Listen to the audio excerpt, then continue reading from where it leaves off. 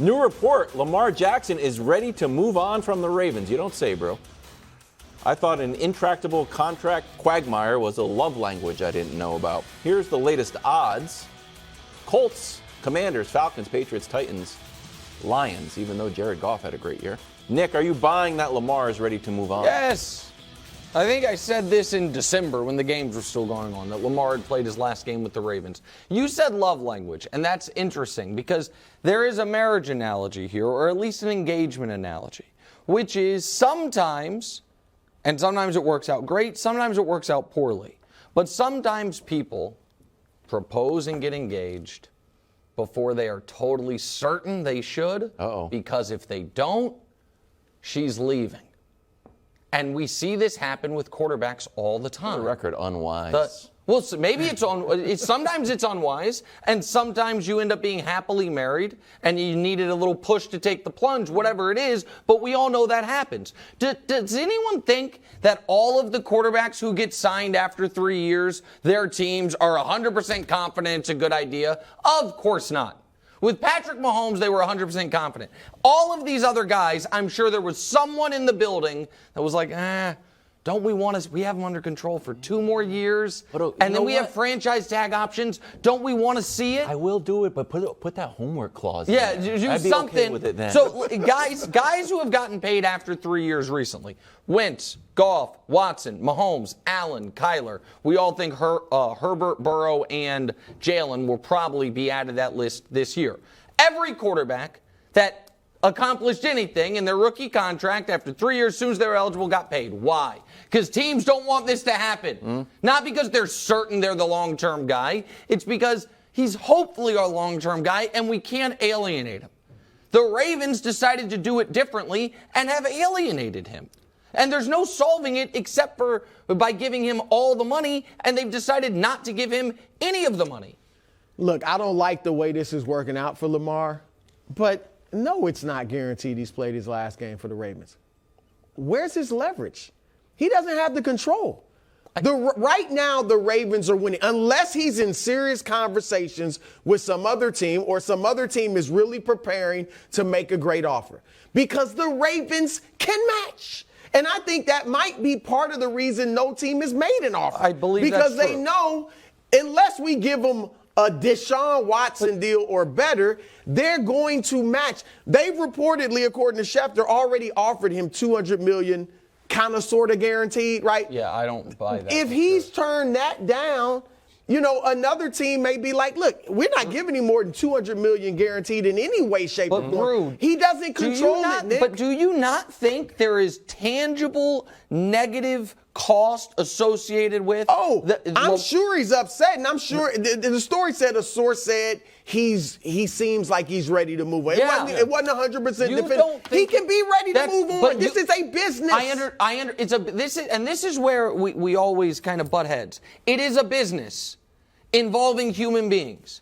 And don't we all agree that in any business, if the leader of your business, the forward face of your business, the most important person in the business, does not want to be there, it creates an environment. Where is he going to be?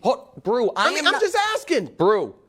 This is a different business, Nick. Brew, I am not saying that Lamar will be able to force his way out. What I am saying is the Ravens' goal just to say, hey, we won the battle of wills with Lamar Jackson? Or is the Ravens' goal to have the best football team possible, the most conducive to winning? And having Lamar furious with you is guaranteed to make it not work. So hold on. Does he have competitive pride? People in all walks of life go to jobs they're not happy about. I believe Lamar Jackson, if he signs or plays for the Ravens, that he's gonna say, you know what? I still want to be the best football player I can. I still want to be a Hall of Famer. I still want to win a Super Bowl. But the Ravens don't. The Ravens have had 2 options, Wilds, two ways to show Lamar, we believe in you and we want to support you. The first one is do what every other young quarterback has gotten, top flight receiver. And they went the opposite. They traded away his number 1 receiver. Yeah. They have spent less money. His number 1 receiver wanted to leave. They have spent less money on the position. than any team in the league since he was drafted. They made offers to guys that didn't want to go there. Okay, Juju Smith-Schuster took less money to go to Pittsburgh. I understand, but they could have traded for a guy like A.J. Brown. Nick, okay, let me ask you this, Nick. If he doesn't get an offer this offseason, and I thought, there's a possibility he could sit out on the franchise tag. But why should he believe if I didn't get an offer all offseason, sitting out is going to help me get an offer? Because why should he believe that? I don't think it's that it will help me get an offer. It's that I will be a year closer to free agency and a year closer to the Ravens saying we're going $32 million to lose him for nothing, and we need to cut our losses here. Guys, he has an outsized impact, Wilds, on the locker room. They are trying. We talk all the time about leaders of men and about football being the ultimate team game. And then when it comes to things like this, we pretend like alienating the most popular, important player on the team, is not going to have any impact, Brew, on their ability to win games. I'm not saying it's the message. What I'm saying is he's not definitely gone. He can be as upset as he wants to be. But can they win But where with an else upset is he Lamar? going? Yes. I don't think Because if I'm Lamar Jackson, I can be upset, but I still have personal goals. I guess I just You can't step on the football field like, man, I'm really not trying to win. No, you got to go out there and do your best. I can't think of an instance in my lifetime in the NFL where a franchise quarterback is playing for a team because he was held hostage. How many years, the last few years of Brady's career, did we hear about rumblings? Did we hear about, he's not happy, him and Belichick don't get along? Every year they adjusted the contract, and then he left. No, he left eventually, but the stories about him being disgruntled came out before that last Super Bowl victory in New England. And each time that there was the stories about that, including his final year there, they adjusted his contract. They did something to make him at least temporarily happy. Well, I think they'll give him what needs to happen is if Lamar doesn't get an offer, they need to get back in the negotiating room and work something out. Because I agree he's not happy, but he's still got to play. Everybody. Unfortunately, well, the Ravens are winning the narrative battle. So we're not going to give that to you. See if you can get it on the open market. And the open market has said, we're also not giving it to you. Right. So why would he be any happier with another team than with the Ravens? Nobody wants to give him what he wants, apparently. Unless a deal could be structured to stick it to the Ravens and he's willing to accept it to get out of there. I don't think he's playing for them again.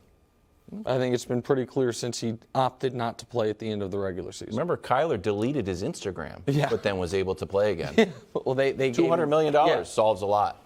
They don't seem to want to give that to him. Reactivate your Instagram. Checking in on friend of the show, Patrick Mahomes. Oh. Here are some highlights. We also looked at his recent social media activity.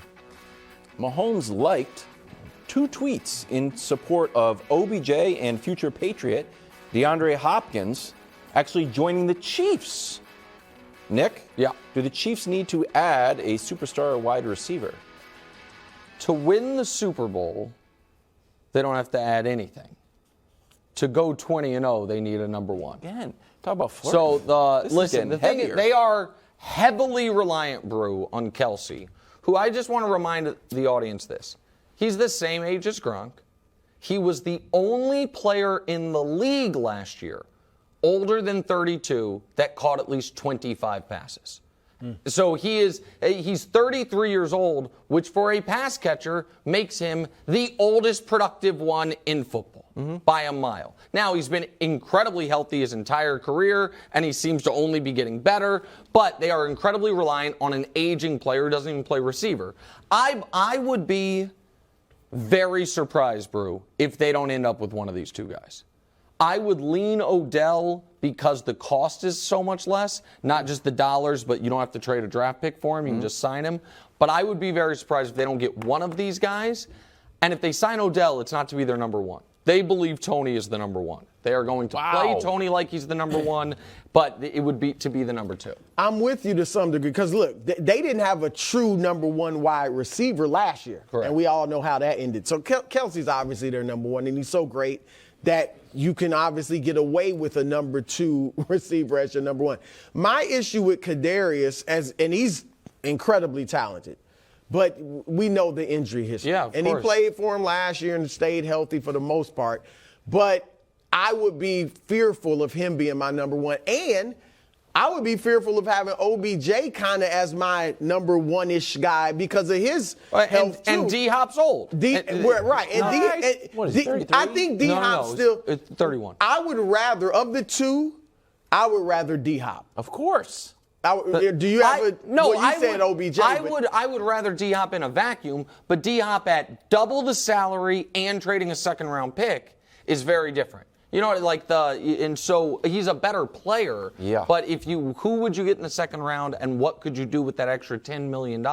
Real things. It should be noted, I don't know if you mentioned it, McCole Hardman, and Juju were their top two receivers last year. McCole, just before he went on the air, signed with the Jets. So he'll get to play with Aaron Rodgers. I do think Sky will be good. Sky should be better. Yeah, Kadarius should be there. Right, too. but they need to add something there, and I think they will. Thanks for watching. Subscribe here to get more from the show and to check out clips from other shows on FS1.